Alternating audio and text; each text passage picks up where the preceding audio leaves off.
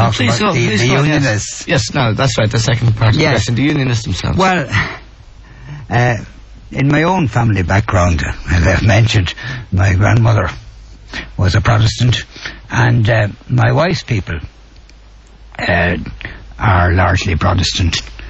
And in fact, did you say Lutheran before? My Swiss grandmother was Lutheran, is right. Maybe that's where the holding firmly to ideals comes from. Well, that reminds me of the time I was refused absolution in Mountjoy 40 years ago. And I says, the priest, when all said and done, you're only a middleman. Yes. You're supposed to help me on my way to God. And I've had made my confession. I'm prepared to be contrite and to give satisfaction, but you are denying me absolution. So if anything happens to me, I'll call on you as a witness. I said, don't intimidate me. I said, well, there it is. And I said, if you won't help, I said, I'll deal direct with God. That's a Protestant notion. But I said, I'm left with none other. What option have I here? Of course, when I was moved from Mountjoy to the Curragh, the army chaplain down there had no difficulty at all. You have to say that you were refused. So I said this, and he said, never mind that nonsense, get on with your confession. Right. So a deal was done. A deal was done, so maybe... On your terms, though? Yes. But tell me about the unionists. Yeah, well, in Longford, where I grew up, as I said, there was a significant Protestant population, and we had Protestant neighbours, and believe it or not, went to school with Protestants. And one of my earliest recollections is learning the Hail Mary and seeing one of the Protestant girls who was spending the Christian doctrine time in the infants' room prompting me as to the words of the Hail Mary.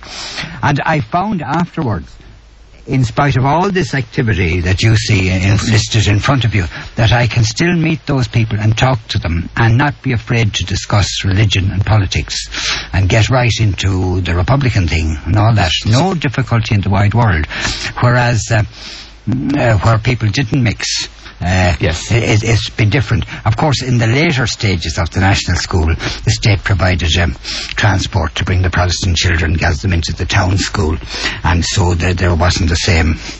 Okay, we're going to take an ad break now, and we'll be back with Ruairí Ó Brádaigh after this break. You know, who's the president of Republican Sinn Féin and a lifelong Republican, 48 years active as a Republican, Rory. And you were talking about the unionists before and your view of them. And I was asking you if there was something congenitally there that prevented them from doing business with nationalists. Well, of course, I suppose the whole thing is about power and control. People down here don't understand the Orange Marches, for instance, and reaction to them and so forth. During the 70s, I had confidential discussions with other people and met many shades of unionism. And we would invariably put to them the model of the four-province federal Ireland and ask them about it. And invariably the answer came that this would be their second choice. We would say, if the British went in spite of you, what would you do? Oh, we'd set up on our own. We don't believe that would be viable. And supposing, for argument's sake, it wasn't. Well, then what you're offering is the most generous. That's on the table. And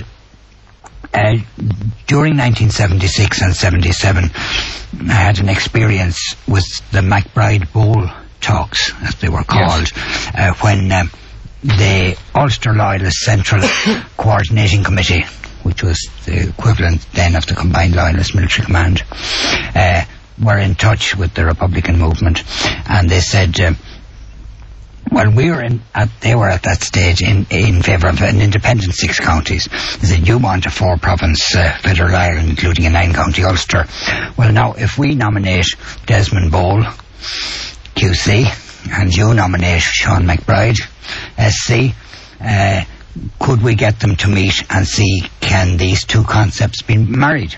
So we met them in delegation a number of times, and then MacBride and Bowl got going on it, and they met in Paris and all kinds of exotic places, and it was going pretty well. And the next thing, some way or other, it was leaked, and Dr. Conor Cruise O'Brien got hold of it, and he blew it on the 1 o'clock news on radio television, and the result was the pulling back. Let me ask you a question. So they're just ordinary people, ordinary working people. Let me ask you a question about commitment and conviction. You've held very staunchly to yours. Aren't the unionists entitled to hold to theirs equally? Yes, but we would say to them that we don't believe that it is in anybody's interest, the people of England, the people of Ireland, the people of the 6 counties, whatever. It's not in their interest that this situation would continue, because it has meant continual conflict.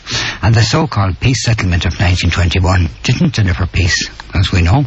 In fact, it was every generation before that. After that, it was every 10 years and increased in intensity. So that this should be resolved in some way. And the most benign scenario that one can see at the present time is supposing, as Tim Pat Coogan says, the nationalists increase in numbers gradually, and supposing there are arrangements whereby they can increase in economic power and in the administration and all that type of thing, that is going to raise loyalist fears. Yes, and there will be conflict on the other side. Yes, and they will react, and we'll have all this. We'll have more Drumquees and more Harryvilles, and we'll have another 20, 30, 40 years. And would it not be better, indeed, Canon Billy Arlo, who was Dean of St Anne's Cathedral in Belfast, who did a lot of work with us in the 70s, in between, he used to say, isn't it better that the unionists should maximise their position at the present time and make a deal with the rest of Ireland, which would really last, while they are still in a strong position? That's a kind of implicit sort of threat to them. And the question arises of violence as well. And it can't but arise when you look at the Republican history and indeed the British history. Isn't it fair and reasonable for the present generation of nationalists, and Sinn Féin people in particular, to go for the hope of an evolution and peace through the process they're in, rather than the certainty of more armed conflict? Well, I would say... Do you ever toss that question around in your mind? Of course. It's a difficult question. I continually. It is always there. But the old Stormont, which lasted just over 50 years, was outdated. It was, if you like, rotten and corrupt. And John Kenneth Galbraith gave his definition of revolution as the kicking down of a rotten door. Yes. And of course the people's struggle at the time brought the removal of the old Stormont, and since that the nationalist population has increased, and their self-confidence and all that type of thing. Now if there's a new Stormont put back in location, it will inevitably be a unionist controlled Stormont. They will have the majority situation. And indeed, the nationalists needn't think in that situation that they're going to do as well as they've done under direct rule from Westminster. So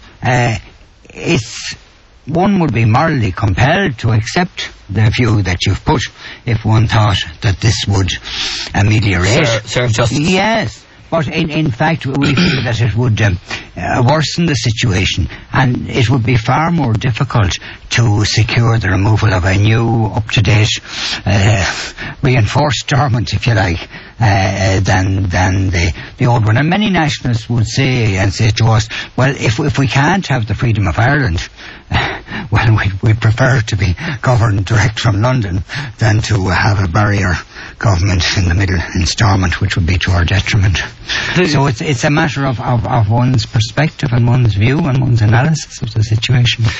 The majority of Irish people, the vast majority of them, I think, in 1998, as we go towards another millennium, looking at their history, looking at their lives now, have had a bellyful of violence in this cause. They express that view constantly. It leaves you... What does it do to you when that... when you see or read the manifestations of that rejection of armed force republicanism, which has been for so much of your life, and you have stuck so courageously to it. What does it do to you? Do you think we're losing it, and we're losing our objectives, our identity? Well, I feel that, of course, in the last 25 to 30 years, we have had the rewriting of history and all that type of thing, and we've had the Section 31 censorship, where a whole generation grew up who were did not get a particular viewpoint, and so on. That these are the realities. I have concerned myself since 1969 largely with analysis and solutions, and I have not got into this aspect of the situation, and knowing that it is endemic in the relationship between England and Ireland, and just as we had the French resistance and the Dutch underground and the Eastern European partisans and all that type of thing during the Second World War, there's an inevitability about it, and it's only... Would you really compare it to those things, the situation? Yes, I would indeed, and it's that impressive in your view. Yes, and there were some awful things done too, in particularly by the oppressor, of course, in those situations. But there it is, and I feel that even when you and I are passed on, Eamon, and all that unless this situation is disentangled, that this type of thing will go on. Ruairí Ó Brádaigh, President of Sinn Féin, it's a pleasure having you in the studio, and thank you very much for coming. Slán. Good night to everybody, and thanks for all the comments. Bye.